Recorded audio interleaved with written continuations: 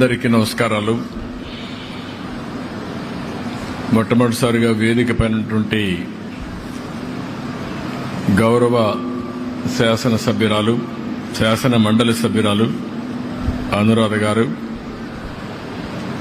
గౌరవనీయులు సుజనా చౌదరి గారు, బోడే ప్రసాద్ గారు, రామ్మోహన్ రావు గారు, వెంకట్రావు గారు, బోండా ఉమామహేశ్వరరావు గారు, హ్యాండ్లూమ్స్ అండ్ టెక్స్టైల్ సెక్రటరీ గారు, జిల్లా కలెక్టర్ గారు, ఈ కార్యక్రమానికి ఇచ్చేసినటువంటి చేనేత కార్మికులందరికీ, చేనేత రంగంలో పనిచేస్తున్నటువంటి నిష్ఠాతులందరికీ కూడా పేరు పేరున మనస్ఫూర్తిగా నమస్కారాలు. ఇప్పుడే కొంతమంది చేనేత పరిశ్రమకు సంబంధించి పూర్ణప్రసాద్ గారు, మంగళగిరి, శివకుమార్, తాడిపత్రి, మట్టా శ్యామ్ సుందర్, జాండ్రపేట చీరాల, అదే మరి క్రాఫ్ట్ కౌన్సిల్ మెంబర్ కూడా మాట్లాడారు. వీరే కాకుండా ఎవరైతే ఇప్పుడే గౌరంగ్ షా ఎప్పటి నుంచో ఈ సమస్య గురించి ట్రైన్ చేస్తూ 20 సంవత్సరాలుగా ఈ పరిశ్రమలో పనిచేస్తున్నారు, వారు కూడా మాట్లాడడం జరిగింది. ఈరోజు మనందరం ఒక్కసారి చూస్తే, నేను ప్రత్యేకంగా ఈ కార్యక్రమానికి వచ్చింది చేనేత కార్మికులకు పూర్తిగా అండగా ఈ ప్రభుత్వం ఉంటుందని చాలా స్పష్టంగా తెలియజేయడానికే ఈ కార్యక్రమానికి వచ్చాను. ఒక్కసారి మనందరం కూడా ఈ సందర్భంగా చేనేత కార్మికులకు కానీ, అదే మరిగా చేనేత పరిశ్రమను ప్రోత్సహించే ప్రతి ఒక్కరికి చేనేత దినోత్సవ సందర్భంగా మనస్ఫూర్తిగా శుభాకాంక్షలు తెలియజేస్తున్నా, అభినందనలు తెలియజేస్తున్నా. దీనికి ఒక చరిత్ర కూడా ఉంది. భారతదేశ స్వాతంత్ర ఉద్యమంలో విదేశీ వస్త్రాల బహిష్కరణ, స్వదేశీ వస్త్రాల్ని ప్రోత్సహించడం, ఆ రోజు ఒక ఉద్యమ స్ఫూర్తితో ముందుకు తీసుకుపోయారు. అది కూడా ఈ రోజునే జరిగింది. ఆగస్టు 7వ తారీఖున మొట్టమొదటిసారిగా జరిగి, అది వాడవాడలా వెళ్లి, అది కడకు క్విట్ ఇండియా మూవ్మెంట్ కింద ఏదైతే బ్రిటిష్ వారిని మళ్లీ పంపించే వరకు ఉద్యమం జరిగిందంటే, ఆ స్ఫూర్తిలో ఇది ఒక భాగం అని చెప్పి కూడా నేను మీకు తెలియజేస్తున్నా. అదే మరి మన దేశంలో కూడా 2015 నుంచి ఈ యొక్క చేనేత అంతర్జాతీయ దినోత్సవాన్ని జరపాలని చెప్పి అనుకోవడం, కేంద్రంలో మోడీ గారు చేయడం, నేను ముఖ్యమంత్రిగా ఉన్నప్పుడు 2015 నుంచి ఈ కార్యక్రమానికి శ్రీకారం చుట్టాం. అది చాలా సంతోషం అని చెప్పి కూడా నేను మీకు తెలియజేస్తున్నా. ఒకే మాట చెప్తున్నా, ఈరోజు నేను వచ్చింది మీ అందరికీ భరోసా ఇవ్వడానికి వచ్చా. అందరితో సమానంగా చేనేత కార్మికుల్ని పైకి తీసుకొచ్చే వరకు ఈ ప్రభుత్వం నేను అండగా ఉంటామని మరొక్కసారి స్పష్టంగా మీ అందరికీ హామీ ఇస్తున్నా. నేను చాలా ఎన్నికల్లో చూశాను. ఏ ఎన్నికలు వచ్చినా కొంతమంది అటో ఇటో వెళ్లారు, కానీ చేనేత కార్మికులు మాత్రం మూకుమ్మడిగా బలపరిచింది తెలుగుదేశం పార్టీనే బలపరిచారు అన్ని ఎన్నికల్లో. అది ఆ రోజు సమైక్య ఆంధ్రప్రదేశ్ కావచ్చు, ఈరోజు నవ్య ఆంధ్రప్రదేశ్ కావచ్చు, ఎప్పుడు కూడా ఎక్కడ చేనేత కార్మికులు ఉంటారో అక్కడ ఎప్పుడు తెలుగుదేశం పార్టీకి మెజారిటీ వస్తుంది, ఆదరణ చూపించారు. అది ఎప్పటికీ గుర్తుంటుందని చెప్పి కూడా నేను మీకు తెలియజేస్తున్నా. చేనేత రంగం ప్రభుత్వ నిర్లక్ష్యాలతో తీవ్రమైన సంక్షోభంలోకి వెళ్ళింది. అందుకే ఈరోజు చూస్తే గడిచిన ప్రభుత్వంలో, తెలుగుదేశం ప్రభుత్వంలో అనేక కార్యక్రమాలు చేసి మిమ్మల్ని అందరినీ ఆదుకున్నాం.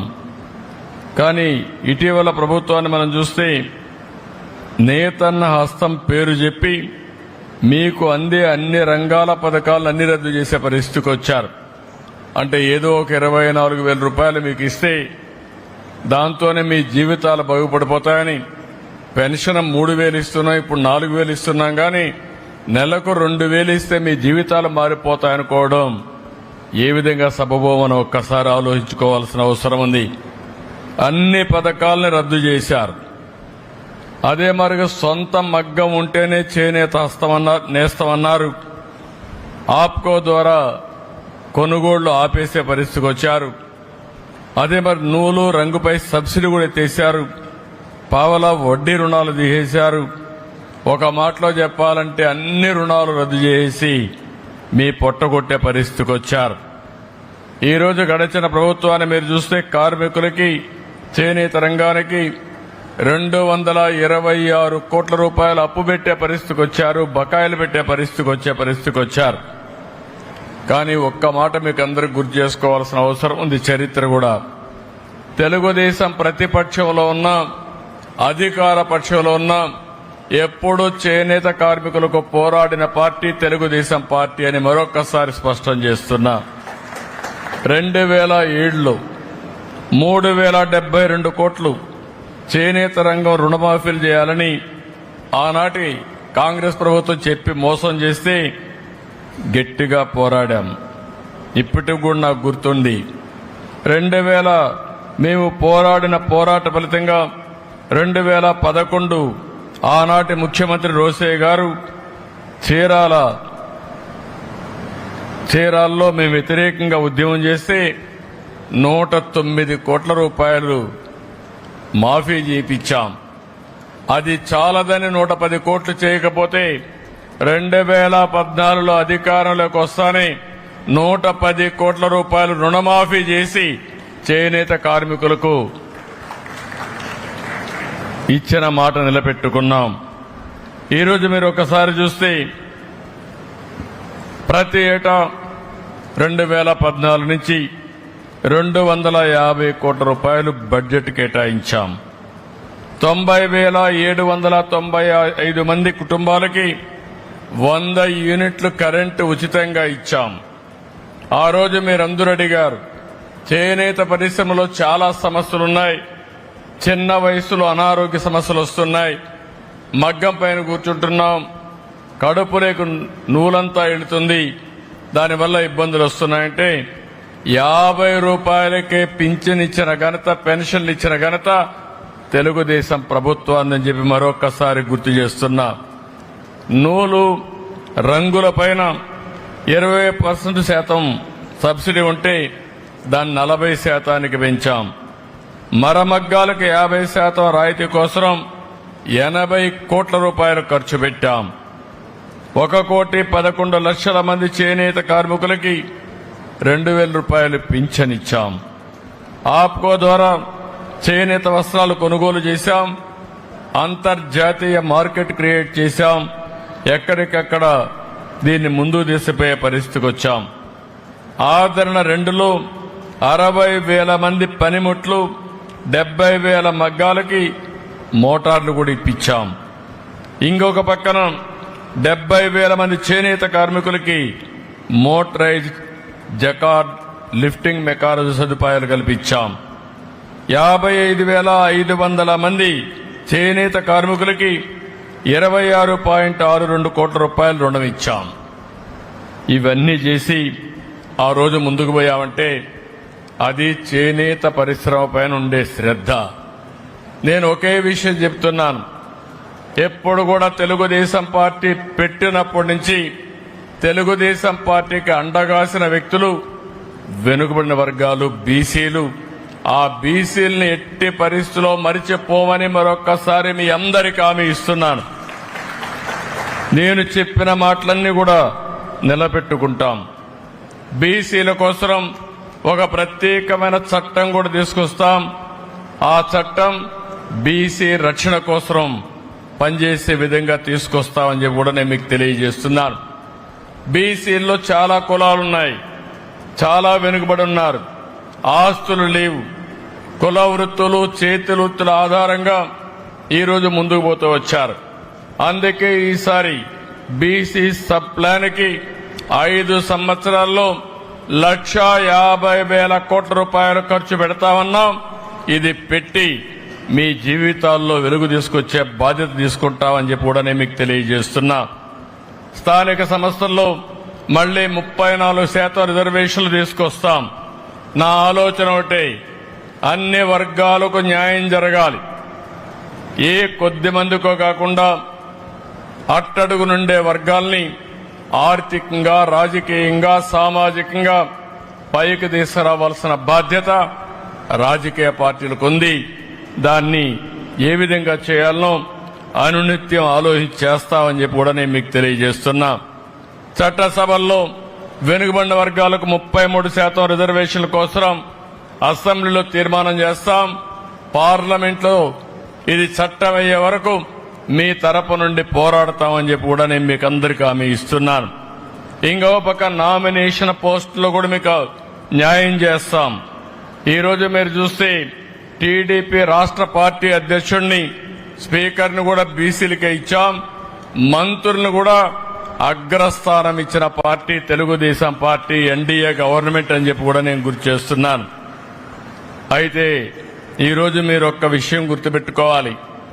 నేనైతే ఈరోజు ఎంతో ఆశగా వచ్చాను అన్ని అనౌన్స్ చేయాలని. అడిగిన దానికంటే ఎక్కువ ఇవ్వడం నా స్వభావం. కానీ ప్రభుత్వాన్ని చూస్తున్నాను, 2 నెలలుగా చూస్తున్నాను.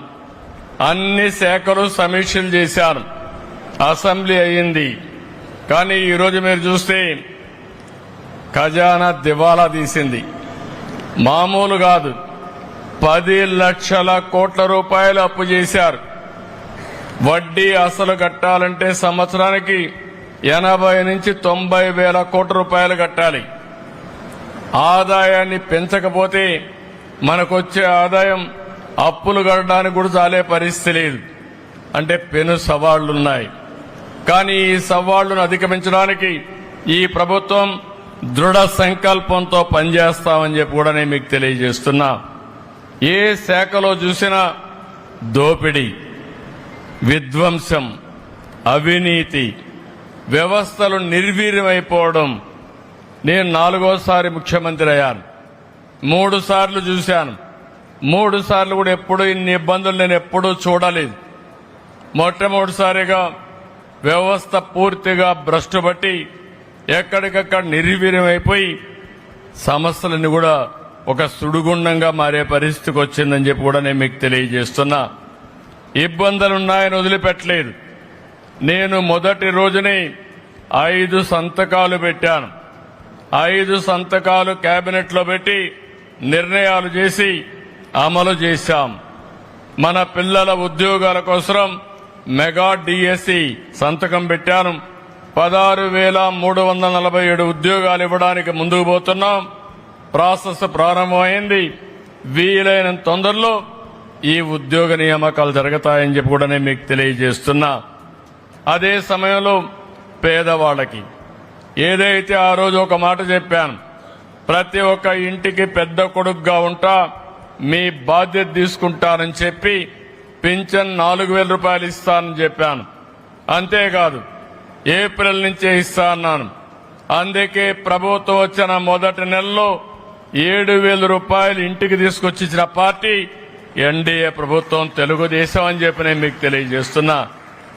ఇప్పుడు కూడా 4,000 రూపాయలు 2వ నెల కూడా ఇచ్చాం. ఎప్పుడూ ఇస్తాం. 65 లక్షల మందికి దగ్గర నెల 2,737 కోట్ల రూపాయలతో ఈ కార్యక్రమాన్ని ముందుకు తీసుకెళ్తాం. ఇది మీరు చూసి సంవత్సరానికి 33,000 కోట్ల రూపాయలు ఖర్చు పెడుతున్నాం.